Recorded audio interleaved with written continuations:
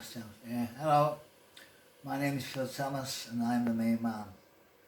This is a poem called Listen to the Birds. No need to feel down, take a look around.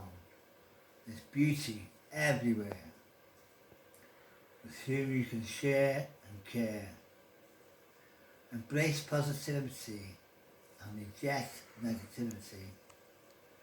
Don't look for the things you haven't got, and then you may appreciate the things that you have a lot.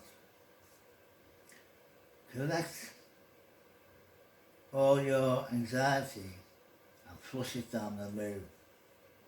Confusion is a terrible thing. Get up early in the morning and listen to the birds sing. Thank you.